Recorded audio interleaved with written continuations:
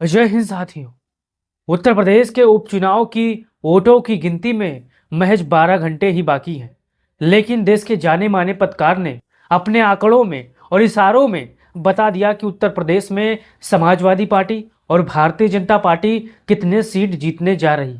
दरअसल उनका नाम है रवीश कुमार, देश के जाने माने पत्रकार हैं। वो लगातार उत्तर प्रदेश में हो रहे चुनाव पर नज़र बनाए हुए हैं। लगातार यहाँ पर जो भारतीय जनता पार्टी ने पुलिस के दम पर चुनाव लड़ा है, उसकी सारी प्रकरण को अपने यूट्यूब चैनल पर उन्होंने दिखाया है और बताया है कि उत्तर प्रदेश में क्या क्या हो रहा है। अगर समाजवादी पार्टी के कार्यकर्ता अखिलेश यादव और तमाम विपक्ष के बड़े बड़े जिम्मेदार लोग अगर आवाज़ न उठाते तो भारतीय जनता पार्टी के पुलिस और उसकी सरकार बूथों को छीन लेती और मनमानी करती। अखिलेश यादव की सक्रियता, तमाम विपक्ष, चंद्रशेखर आजाद से लेकर संजय सिंह हो या तमाम ऐसे बड़े नेता हो जिन्होंने मुखर होकर अपने ट्विटर हैंडल से शिकायतें की, लगातार मेहनत किया और फिर उन्होंने आवाज़ उठाया।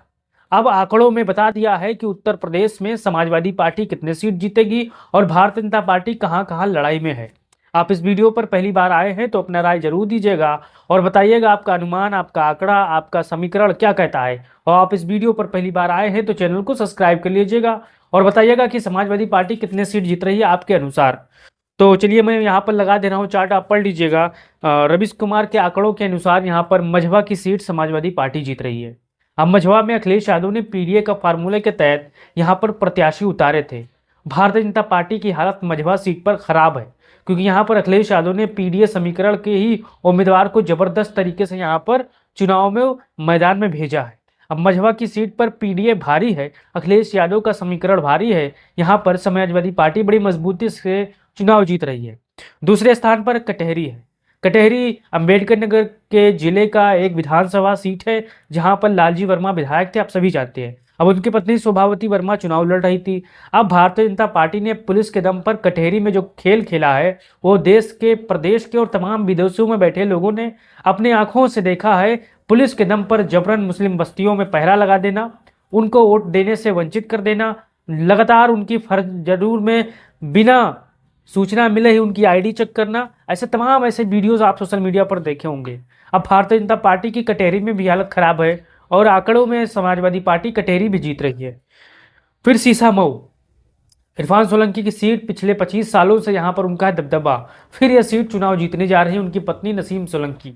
यहाँ पर भारतीय जनता पार्टी की हालत बहुत खराब है, वो हर प्रयोग कर चुकी है।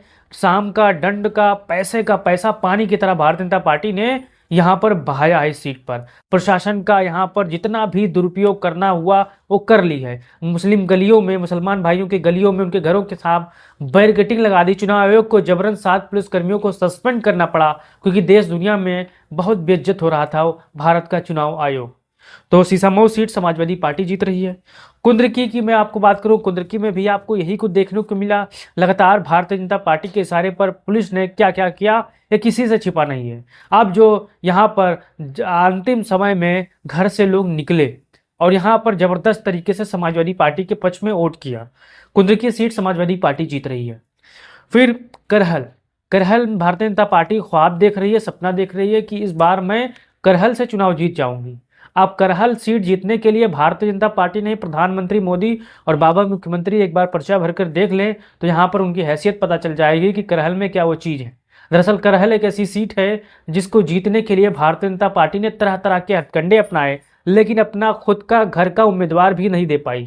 इसलिए समाजवादी पार्टी के परिवार से उम्मीदवार को तोड़ कर लाकर प्रत्याशी बना दिया, यानी अनुजेश यादव जो कि धर्मेंद्र यादव के बहनों हुई हैं साथियों।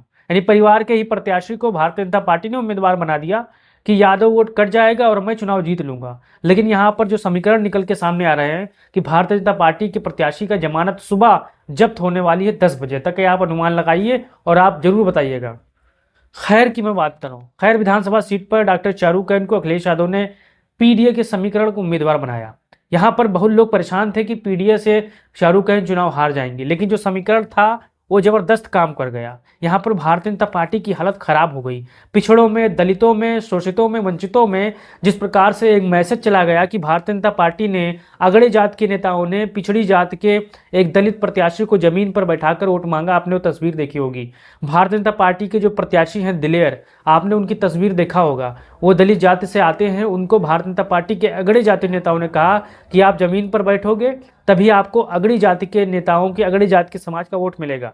लगातार वो वीडियो आप लोगों ने देखा, लेकिन गुस्सा था, दलित समाज में मैसेज चला गया और यहाँ पर समाजवादी पार्टी के पक्ष में मामला पलट गया। अब चलिए फूलपुर की बात करें। फूलपुर में समाजवादी पार्टी लड़ाई में है, लेकिन यहाँ पर कुछ कहा नहीं जा सकता आंकड़ा क्या है, क्योंकि यहाँ पर समाजवादी पार्टी का पीडीए फार्मूला काम कर गया है, लेकिन भारतीय जनता पार्टी ने यहाँ पर भी पुलिस के सहारे कुछ काम और कारनामा किया है। अब देखते हैं कि यहाँ पर जो फाइट है ज़बरदस्त है, अंत में देखते हैं किसका माहौल है।